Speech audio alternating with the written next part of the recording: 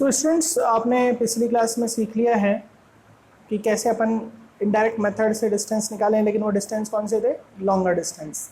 यहाँ से आपने डिस्टेंस निकाला मून तक का, एक बहुत बड़े टावर की हाइट निकाली है ना, लार्ज डिस्टेंसेस। आपने दुश्मन देश की शिप का पता लगाया, बहुत लंबे डिस्टेंस पे थी, उसको रेडार मेथड से पता कर लिया, ठीक है ना। अब अपन कुछ और डिस्टेंसेस मेजर कर रहे हैं, लेकिन वो बहुत स्मॉल है। इनडायरेक्ट मेथड से स्मॉल डिस्टेंस मेजर कर रहे हैं। तो अगर कोई डिस्टेंस है लेस देन 10⁻⁻5 मीटर, तो उसके लिए कुछ इनडायरेक्ट मेथड लगाना पड़ेगा उसको मेजर करने का। वैसे तो इलेक्ट्रॉन माइक्रोस्कोप से निकाल लो, 10⁻7, -8, -10, -11 तक भी आ गए, उससे निकाल लेंगे। लेकिन हर जगह इलेक्ट्रॉन माइक्रोस्कोप ले जाना तो पॉसिबल नहीं होगा ना, कि हर जगह लेके उसको घूमें और अपन उससे डिस्टेंस निकालें, वो तो रिसर्च लैबों में। तो उसे कैसे निकाले अपन? तो फिर अपन मेरे पास कोई ऑप्शन नहीं है, कोई दूसरे मेथड तलाशने पड़े, ठीक है ना। एवोगैड्रो ने एक हाइपोथेसिस दिया, उस हाइपोथेसिस से, उसकी उस कल्पना से अपन डिस्टेंस निकाल सकते हैं। देखिएगा क्या है उसकी कल्पना। एवोगैड्रो ने बताया कि कोई भी सब्सटेंस कोई वॉल्यूम तो ऑक्यूपाई करेगा, कोई ना कोई वॉल्यूम तो ऑक्यूपाई करेगा। जैसे गैस को बैलून में भर दिया तो गैस कोई ना कोई वॉल्यूम तो ऑक्यूपाई कर रही है ना, इतना बड़ा जगह घेर रही है, तो उसे क्या बोल रहा हूँ मैं? Volume occupied. कितना वॉल्यूम ऑक्यूपाई कर रही है। अच्छा, उस गैस के एक एक पार्टिकल का वॉल्यूम देखूँ तो, और फिर उन सबको इकट्ठा कर दूँ, जोड़ दूँ, तो उसे बोलते हैं एक्चुअल वॉल्यूम। क्या बोलते हैं उसको? Actual volume. तो एक एक पार्टिकल का अलग से वॉल्यूम निकाल के उनको ऐड करेंगे तो एक्चुअल वॉल्यूम। लेकिन एक्चुअली में सारे पार्टिकल क्लोजली बिल्कुल इतने पैक थोड़ी ना होते, थोड़ा बहुत बीच में जगह रहती है। तो मतलब एक्चुअल जो वॉल्यूम है और वो असली में कितना वॉल्यूम घेर रहे हैं, उसमें डिफरेंस है। जैसे बैलून में अगर गैस भर देंगे तो जगह घेरेगी, वो जितने सारी जगह घेर देगी, और एक्चुअल में वो अंदर जो गैस भरी हुई उसका वॉल्यूम अलग। तो उन सारे पार्टिकलों को पास ला के हर एक पार्टिकल का वॉल्यूम कैलकुलेट करके ऐड करें तो वो अलग आएगा। ऐसे ही सब चीज़ों में होता है, पानी के अंदर होता है, सॉलिड के अंदर होता है। तो एवोगैड्रो ने क्या हाइपोथेसिस दिया? एवोगैड्रो का हाइपोथेसिस था कि जो एक्चुअल वॉल्यूम होता है किसी भी सब्सटेंस का, जो एक्चुअल वॉल्यूम होता है वो कितना होता है? 2/3 of volume occupied by sample. मतलब जो सैंपल है वो जो वॉल्यूम ऑक्यूपाई कर रहा है, ठीक है, मान लो गैस है, वो वॉल्यूम ऑक्यूपाई कर रही है पूरे बैलून को, उस पूरे का 2/3 कर दो, वो होगा उसका एक्चुअल वॉल्यूम, ठीक है ना। तो किसी भी सैंपल का अगर आपको एक्चुअल वॉल्यूम चाहिए, एक एक पार्टिकल का वॉल्यूम को सबको ऐड करना है, एक्चुअल वॉल्यूम चाहिए, तो क्या करना कि वो जिस फॉर्म में भी पड़ी हुई है वो कितना जगह घेर रही है, वो उसका रियल वॉल्यूम है। रियल का मतलब अभी रियलिटी में जो दिख रहा है, ऐसे समझ लो। रियल अगर तुम्हें कंफ्यूजन हो रहा है तो उसको स्किप कर दो, चलो। तो तुम लाइक जो भी तुम्हारे प्रेजेंट में सामने दिख रहा है, वो जितनी जगह घेर रहा है वो उसका वॉल्यूम है, कितना वॉल्यूम ऑक्यूपाई कर रहा है। लेकिन एक्चुअल तुम्हें थोड़ी ना दिख रहा है। एक्चुअल तो और तुम अगर पास में लाते तो और आ सकते थे, सबका ऐड करके वो होगा ना एक्चुअल तो, ठीक है ना। जैसे सपोज करो कि मैं बोलूँ कि एक ये पार्टिकल है, इसका कुछ वॉल्यूम है, मान लो कि इसका वॉल्यूम 1 सेंटीमीटर क्यूब है, लेट। दूसरे का 1 सेंटीमीटर क्यूब है, लेट। तीसरे का 1 सेंटीमीटर क्यूब है, लेट। तो टोटल तीनों का 1 + 1 + 1 3 सेंटीमीटर क्यूब हो गया। हो गया कि नहीं हो गया? अब मैं बोलूँ इनको तीनों को मैंने पास में रख दिया, एक कंटेनर में बंद कर दिया ऐसे पास में। अब ये तीनों मिलके इतनी जगह घेर रहे हैं, तो इसमें खाली जगह भी तो एक्स्ट्रा आ गई। तो खाली जगह भी तो एक्स्ट्रा आ गई, बीच में पार्टिकलों के बीच में जगह भी तो होती है, वो भी तो एक्स्ट्रा आ गई। तो असली में तो तुमको ये दिख रहा है, सामने तो ये दिख रहा है, तो दिख तो ये रहा है, ये है वॉल्यूम ऑक्यूपाइड। और असली में एक एक का पार्टिकल का वॉल्यूम ऐड करोगे तो वो होगा एक्चुअल वॉल्यूम। तो इसमें एक्चुअल में 3 और इसका जो भी आंसर आएगा उसमें एक रिलेशन है। क्या रिलेशन है? जो एक्चुअल वॉल्यूम होगा, मतलब ये, वो किसके बराबर होगा? 2/3 of volume occupied by sample. कि सब मिलके कितनी जगह घेर रहे हैं, बीच में जगह भी आ गई खाली जगह, वो भी इंक्लूड कर दी, वो सब मिलके कितनी जगह घेर रहे हैं, तो 2/3 of volume occupied by sample, ठीक है। तो ये रिलेशन अपने को ध्यान रखना है। जो एक्चुअल वॉल्यूम होगा वो कितना होगा? 2/3 of volume occupied by sample. इस सैंपल ने जितनी भी जगह घेर रही है उसका 2/3 ही होगा, मतलब एक्चुअल वॉल्यूम कम होगा। तो देखो ना, 1 + 1 + 1 3 आ रहा है, और यहाँ पर अगर देखें 1 + 1 + 1 3 तो है, प्लस ये एक्स्ट्रा ज़्यादा हो गया ना। तो ये जो वॉल्यूम है ज़्यादा हो गया ना, ये एक्चुअल तो कम हो गया ना, तो एक्चुअल वॉल्यूम कम है, कितना है 2/3 ऑफ वॉल्यूम ऑफ सैंपल। तो एवोगैड्रो ने अपने एक्सपेरिमेंट्स करे, उसने देखे और रिजल्ट उसको ये मिला, तो इसे एवोगैड्रो हाइपोथेसिस बोलते हैं। तो क्या थी एवोगैड्रो हाइपोथेसिस? उसने बोला जो एक्चुअल वॉल्यूम होती है किसी भी मेट सब्सटेंस के द्वारा जो एक्चुअल वॉल्यूम घेरी जाती है वो कितनी होती है 2/3 of volume occupied by the sample. जो सैंपल है अपने पास ये कितनी जगह घेर रहा है इसको देख लो, एक्चुअल वॉल्यूम कितनी होगी इसकी 2/3 ही होगी। ठीक है, तो सपोज करो एक सैंपल है अपने पास, मान लो ये सैंपल है, इसमें नंबर ऑफ एटम्स पता करने हैं, कितने एटम्स हैं। तो नंबर ऑफ एटम्स का फॉर्मूला होता है, 9th में ही पढ़ लिया था, आपके केमिस्ट्री में भी आता है, सेकंड चैप्टर में भी आता है एवोगैड्रो हाइपोथेसिस को, तो आपने पढ़ ही लिया होगा, वो सेकंड चैप्टर तो आपका हो ही गया होगा।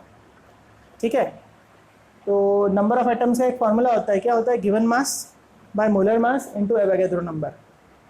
पढ़ रखा है ना ये 9th में, फर्स्ट चैप्टर में भी आ गया केमिस्ट्री के, 11th की केमिस्ट्री के फर्स्ट चैप्टर में भी आ गया आपके मोल कॉन्सेप्ट। तो नंबर ऑफ एटम्स का फॉर्मूला है क्या, given mass by molar mass into Avogadro number. चलो एक्चुअल वॉल्यूम क्या होता है एक एटम का, ये एक एटम का वॉल्यूम 4/3 पाई आर क्यूब। और मान लो इसमें कितने एटम्स है, बहुत सारे एटम्स है, कितने एटम्स है, बहुत सारे हैं, नंबर ऑफ एटम्स कितने हैं, इतने हैं। तो एक एटम का वॉल्यूम होता है 4/3 पाई आर क्यूब, तो इतने एटम्स का वॉल्यूम कितना हो जाएगा 4/3 pi r cube into number of atom, यही होगा ना।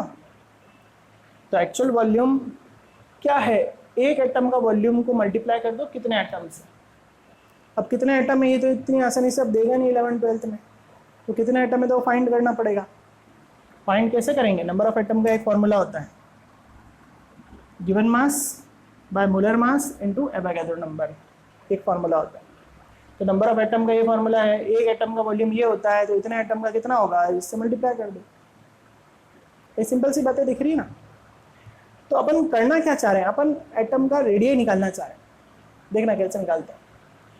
तो एक्चुअल वॉल्यूम कितना होता है, एक्चुअल वॉल्यूम कितना है, ये देखो यहाँ पर ही सिंपल सा एग्जांपल दिया था 1 + 1 + 1, एक्चुअल वॉल्यूम कितना दिख रहा है 3।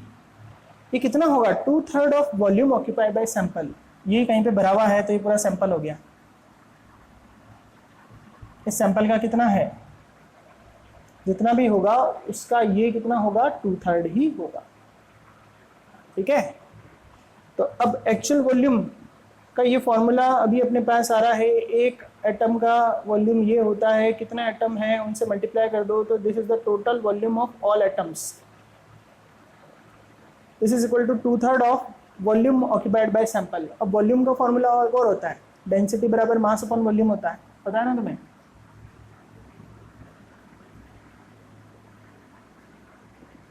तो वॉल्यूम का क्या फॉर्मूला हो जाएगा, मास अपॉन डेंसिटी, इसका मास अपॉन डेंसिटी, तो mass of sample upon density, तो दोनों चीज़ें गिवन आती है अपन को कि भाई इस सैंपल की डेंसिटी इतनी है।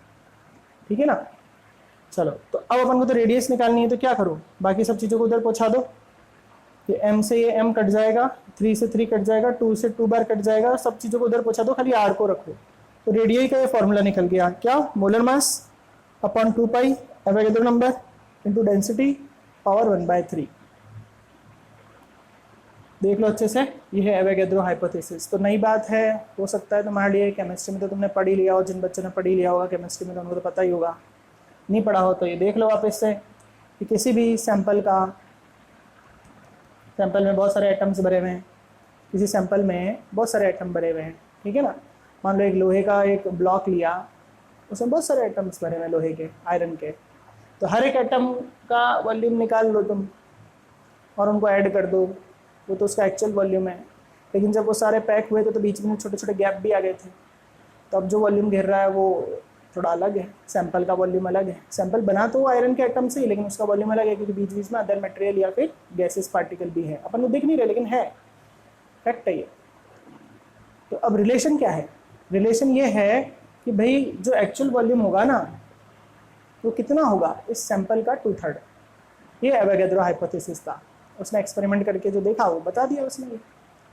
ठीक है, अच्छा अब एक्चुअल वॉल्यूम का फॉर्मूला क्या लिखें, एक एटम का वॉल्यूम तो क्या होगा 4/3 पाई आर क्यूब, एटम को क्या माना है, स्फेरिकल माना है, तो एक एटम के वॉल्यूम को 4/3 पाई आर क्यूब बोल देंगे। ठीक है बात, अच्छा, अब कितने एटम है सैंपल में, कितना एटम है, तो नंबर ऑफ एटम भी पता होना चाहिए। अगर अब तुमको डायरेक्ट दे रखा हो तो बहुत अच्छा, नहीं दे रखा हो तो नंबर ऑफ एटम का एक फॉर्मूला 9th में भी आता है, 11th के फर्स्ट चैप्टर में, केमिस्ट्री का जो फर्स्ट चैप्टर है some basic concept of chemistry, उसमें भी आता है नंबर ऑफ एटम का फॉर्मूला। मोल कंसेप्ट पढ़ा था ना, तो नंबर ऑफ एटम होता है given mass by molar mass into Avogadro number. Avogadro number पता है ना तुम्हें, 6.022 इंटू 10⁻³ चलो, तो ये रिलेशन की मदद से अपन स्मॉल डिस्टेंस पता कर लेंगे, एटम का रेडियस पता कर लेंगे। कैसे पता करेंगे देखना, ये अपन ने एक्चुअल वॉल्यूम की जगह ये पूरा लिख दिया, एक एटम का वॉल्यूम और टोटल नंबर ऑफ एटम, और 2/3 of volume occupied by sample. इस सैंपल का वॉल्यूम को क्या लिखा, इसके वॉल्यूम को क्या लिखा, वॉल्यूम क्या होता है, मास अपॉन डेंसिटी, क्योंकि डेंसिटी होता है ना मास अपॉन वॉल्यूम, तो वॉल्यूम क्या हो जाएगा, मास अपॉन डेंसिटी। तो अपन ने क्या करा, अपन ने volume of sample, this sample, इस सैंपल का वॉल्यूम क्या लिख दिया, मास अपॉन डेंसिटी। ठीक बात। अच्छा, अब क्या करें, अब जो चीज़ें कैंसिल हो सके कर दो कैंसिल। कैंसिल होने के बाद आर कितना निकलेगा, इसका फॉर्मूला क्या निकलेगा, मोलर मास। ये करके देखना है, मैंने डायरेक्ट लिखा है, तुम कैंसिल करना, 3 से 3 काटना, 2 से 2, 2 जा 4 करना, गिवन मास से गिवन मास कैंसिल करना, फिर आर क्यूब को यही रहने देना, बाकी सब नीचे की चीज़ों को ऊपर, ऊपर की चीज़ों को नीचे, क्रॉस मल्टीप्लाई तो करना आता ही होगा, ये सब करना। फिर ये 3 भी उधर पूछा देना तो क्यूब रूट हो जाएगा, ये हो जाएगा ना। तो ऐसे निकाल लिया अपन ने रेडियस। ठीक बात, ये रेडियस इस तरह से निकलती है।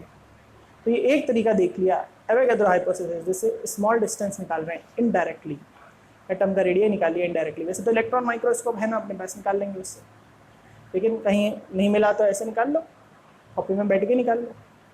अगर अपन को कुछ डाटाज दे रखे हैं, डेंसिटी दे रखी है, रेडियस निकाल सकते हैं ना आराम से, ठीक है ना, डेंसिटी दे रखी हो तो रेडियस निकाल सकते हो ना आराम से। आपको बोल दें कि भाई इस चीज़ की डेंसिटी इतनी है, तो इसके अंदर जो पार्टिकल है उसका रेडियस कितना है, तो ये फॉर्मूला लगा लो, डायरेक्ट निकल जाएगा वहाँ पर एवोगाड्रो की हाइपोथेसिस से। चलो, अब दूसरा मेथड देखेंगे, पहले यह अच्छा से देख लो, इसको नोट भी कर लो।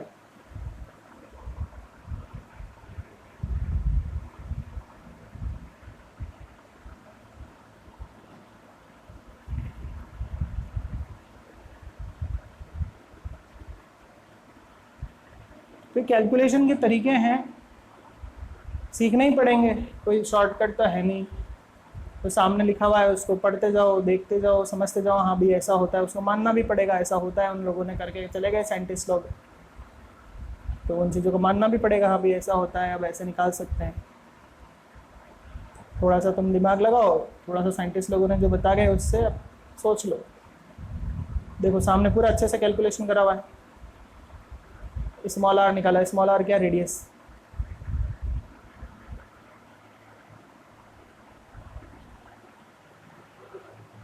चलो, अब एक तरीका और अपन को सीखना है, अपन को कोई बड़े मॉलिक्यूल्स की साइज़ निकालनी है, ठीक है ना, थोड़े से बड़े मॉलिक्यूल की साइज़ निकालनी है। बाकी सब एटम्स की साइज़ तो बहुत छोटी होती है, ठीक है ना, 10⁻⁻15,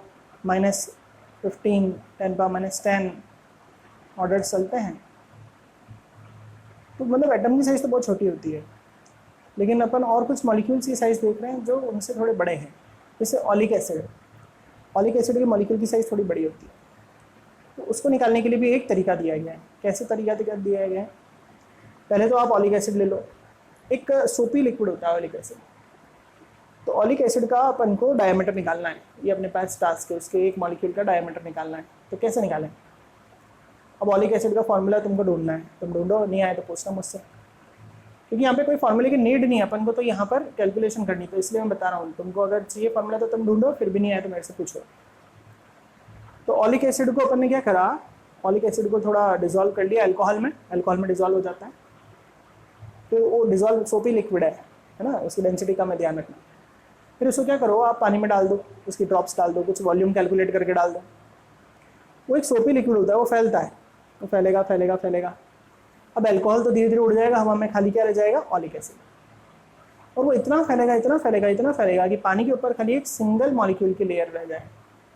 क्या रह जाए, ये जो दिख रहा है ना, ये पानी के ऊपर, ये पानी के ऊपर डाल दिया कुछ कैलकुलेटेड वॉल्यूम, तो इतना फैलेगा, इतना पतला थिन फिल्म हो जाएगी, फैलते फैलते फैलते कितना हो जाएगा, इतना हो जाएगा कि एक एक एटम की लेयर बन जाएगी। ऐसे सीखो। एक एटम, ये एक और एटम, ये एक और एटम, ये एक और एटम, ये कहाँ है? पानी के ऊपर। ऐसे एक सर्कुलर फिल्म बन जाएगी। अब अपन को इसका थिकनेस निकालना है, इस एटम का थिकनेस निकालना है। तो कैसे निकालें? बहुत आसानी से निकाल सकते हो। कितना वॉल्यूम डाला ये तो तुम पता कर ही लोगे ना, वॉल्यूम तो तुम डाल रहे हो ना, 1 मिलीलीटर डाल रहे हो, 2 डाल रहे हो, तो हमारे ऊपर है ना। तो वॉल्यूम का फॉर्मूला क्या होता है? Area into distance. भाई एरिया सर्कुलर फिल्म का इंटू थिकनेस, वो उसका डिस्टेंस हो गया। ये एरिया कितने डिस्टेंस पर है, वो डिस्टेंस उसकी थिकनेस है। और थिकनेस कितनी है? एक एटम जितनी। तो ऐसा एक्सपेरिमेंटली पता चला कि जब पानी में डालेंगे तो वो फैल जाएगा और खाली सिंगल एटम की लेयर रह जाएगी। तो क्या करा? तो क्या हुआ? वॉल्यूम कितना होगा? पूरा एरिया ऊपर का इंटू उसकी थिकनेस, ये होगा वॉल्यूम। आपने खुद ने डाला। एरिया आप आराम से निकाल सकते हो सर्कुलर रीजन का। सर्कल का एरिया तो आप निकाल सकते हो, पाई आर स्क्वायर, आराम से दिख जाएगा। रेडियस तो इसका कैलकुलेट कर लोगे, दिखेगा पानी के अंदर। तो अगर आपको एरिया इजीली आप निकाल ही रहे हो, वॉल्यूम आपने खुद ने ही डाला है, तो थिकनेस पता चल जाएगी। और दैट थिकनेस, जो थिकनेस आ रही है, ये जो थिकनेस आ रही है, इसकी लेयर पानी में है, ये जो थिकनेस आ रही है, यही तो डायमीटर है, यही तो ऑलिक एसिड का डायमीटर है, यही तो डायमीटर है। और इसका साइज कितना होता है ये भी अपने को याद रखना। एक्सपेरिमेंटली जो पता चला वो 10⁻⁹ मीटर पता चला। तो वापस समझ लो एक बार, ये पूरा मैं वापस एक्सप्लेन कर देता हूँ एक बार कि भाई आप स्मॉल डिस्टेंस भी निकाल सकते हो, इलेक्ट्रॉन माइक्रोस्कोप से तो निकाल सकते हो, बट इलेक्ट्रॉन माइक्रोस्कोप अवेलेबल नहीं हो तो कुछ और तरीके भी है। 2 तरीके हैं जो मैंने बता दिए। क्या है? एक एवोगैड्रो हाइपोथेसिस है, कोई भी सैंपल है, वो कुछ वॉल्यूम घेर रहा है, उसके अंदर बैठे हुए अलग अलग पार्टिकल का कुछ अलग वॉल्यूम होगा, सब मिलके कुछ अलग वॉल्यूम घेरे हैं और अकेले अकेले का कुछ अलग वॉल्यूम होगा। तो जो एक्चुअल वॉल्यूम है, एक्चुअल वॉल्यूम मतलब एक एक पार्टिकल के वॉल्यूम को प्लस करना है एल्जेब्रिक, वो एक्चुअल वॉल्यूम। वो कितना होगा? 2/3 of volume occupied by the combined form. तो कंबाइंड फॉर्म जो वॉल्यूम घेर रहा है, ठीक है ना, उसका 2/3 ही होगा actual volume. Actual volume is less, दिख ही रहा है ना, एक्चुअल वॉल्यूम कम है और कंबाइंड में थोड़ा बहुत गैप रह जाता है, उसमें गैप में के कारण उसका वॉल्यूम बढ़ जाता है। ऐसा ही होता है, ठीक है ना। तो कंबाइंड वॉल्यूम थोड़ा ज़्यादा होता है, एक्चुअल वॉल्यूम कम होता है, ठीक बात। तो अब अपन क्या करें? क्या सीखा अपन ने? ये फॉर्मूला लगाया अपन ने, एवोगैड्रो की हाइपोथेसिस लगाई। अब एक्चुअल वॉल्यूम क्या होगा? एक एटम का वॉल्यूम होता है 4/3 पाई आर क्यूब। एक एटम का वॉल्यूम होता है 4/3 पाई आर क्यूब। अब कितने एटम हैं?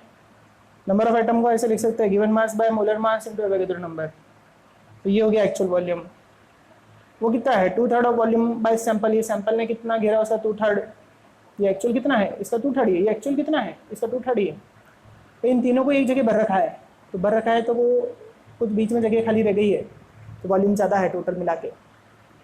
अकेले अकेले का ऐड कर दें एल्जेब्रिक तो आंसर थोड़ा कम आएगा। कितना आएगा? उसकी हाइपोथेसिस के अकॉर्डिंग 2/3 आएगा। अब वॉल्यूम का फॉर्मूला मास अपॉन डेंसिटी लिख दिया, क्योंकि डेंसिटी होता है मास अपॉन वॉल्यूम। तो वॉल्यूम का फॉर्मूला क्या लिख दिया? Mass upon density. यहाँ से तो आर निकालना है, अपना मकसद आर निकालना था, अपना एम क्या था? स्मॉल डिस्टेंस निकालना, एटम की रेडियस निकालना, वो निकाल दिया, ठीक है। फिर मैंने दूसरा मेथड बताया, monomolecular layer method. Monomolecular layer method ये क्या है? कुछ मॉलिक्यूल की साइज बड़ी होती है, पानी के अंदर डालते हैं, सोपी होते हैं वो सब्सटेंस, पानी के ऊपर तैरते हैं, ठीक है। तैरेंगे और वो इतना फैल जाएंगे कि उनकी एक सिंगल लेयर, सिंगल एटम की लेयर ही चारों तरफ फैल जाएगी, सिंगल मॉलिक्यूल की लेयर ही चारों तरफ फैल जाएगी। इतने वो स्प्रेड हो जाएंगे कि वो उनका कितना साइज दिखेगा यहाँ पे? खाली single single single single single molecules, खाली एक एक मॉलिक्यूल। जब इसको पानी में डाला तो ये स्प्रेड हो गए, इतने स्प्रेड हो गए कि खाली एक एक मॉलिक्यूल की लेयर रह गई। पहले एक दूसरे नीचे जो पड़े थे सब फैल के इतना फैल गया कि सिंगल लेयर।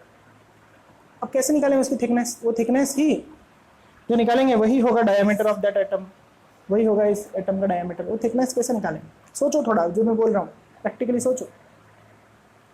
तो कैसे निकालें? आपने वॉल्यूम तो खुद ने डाला है। ये ऑलिक एसिड का निकाल रहे हैं अपन, है ना। ऑलिक एसिड की खासियत क्या है? जब इसको पानी में डालते हैं, सोपी लिक्विड होता है, थोड़ा अल्कोहल में घोल के भी डाल सकते हो, आराम से घुल जाता है, पाउडर होता है। पाउडर अगर फॉर्म में है, सॉलिड फॉर्म में है ऑलिक एसिड के मॉलिक्यूल्स, तो इसको थोड़ा घुल लो, अगर अच्छे से नहीं घुल पा रहे तो अल्कोहल में घुल जाते हैं, ठीक है। तो अपन ने क्या करा, उसको पानी में डाल दिया, पानी में डाल दिया तो फैलेगा फैलेगा फैलेगा फैलेगा फैल जाएगा और अल्कोहल धीरे धीरे उड़ जाएगा, तो खाली इसी के मॉलिक्यूल रह गए चारों तरफ। अब वो पूरे सर्कुलर फिल्म जैसे दिखते हैं अपन को, है ना। अब इस सर्कल का एरिया तो निकाल सकते हैं पाई आर स्क्वायर। वॉल्यूम कितना तुमने डाला वो है वॉल्यूम, तुमने 1 बूंद डाली 2 बूंद डाली, तुमने 1 मिलीलीटर डाला 2 मिलीलीटर डाला, कितना डाला वो तुमने डाला है ना कैलकुलेट करके, तो वॉल्यूम तुम्हें पता है कितना तुमने ऑलिक एसिड डाला हुआ है। तो वॉल्यूम का फॉर्मूला होता है area into thickness, length into breadth into height होता है ना, हाइट को थिकनेस बोल दिया और लेंथ इंटू ब्रेड्थ को एरिया बोल दिया। तो वॉल्यूम का फॉर्मूला होता है एरिया इंटू थिकनेस, ये एरिया इसका है सर्कुलर फिल्म का और थिकनेस ये इसकी हाइट, थिकनेस क्या है उसकी हाइट, तो वही अपन को निकालनी है, वो हाइट ही एटम का साइज है। तो थिकनेस कैसे निकाले, वॉल्यूम अपॉन एरिया, वॉल्यूम का मतलब कितना तुमने डाला मिलीलीटर डिवाइड बाय एरिया, ये कितना एरिया है पाई आर स्क्वायर से निकाल लेंगे। देखो इसको आराम से लेक्चर को 2-3 बार देख सकते हैं आप, देख लेना आराम से, बार बार देखना जब तक समझ में नहीं आए, फिर भी समझ में नहीं आए तो वापस मैसेज करना, व्हाट्सएप करना।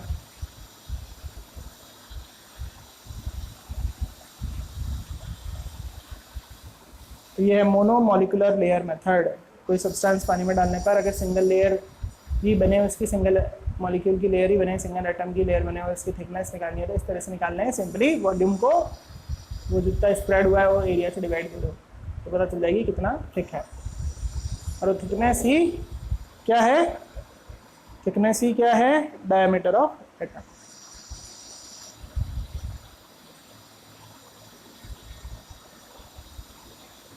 तो ये अपन ने सारे कैलकुलेट कर लिए लेंथ मेजर करने के तरीके, डायरेक्ट मेथड भी देख लिए, इनडायरेक्ट मेथड भी देख लिए, इनडायरेक्ट में अपन ने स्मॉल डिस्टेंस नापने के भी मेथड देख लिए, रेंजेस बताई दी थी, उसको बार बार आप पढ़ना, आपको पता चल जाएगा। लेक्चर्स को बार बार देखें, एक बार में समझ में नहीं आए 2 बार 3 बार 4 बार जितनी बार देखना हो देखें, आ जाएगा धीरे धीरे समझ में। कुछ नई चीज़ें समझने में थोड़ा सा टाइम लगता है।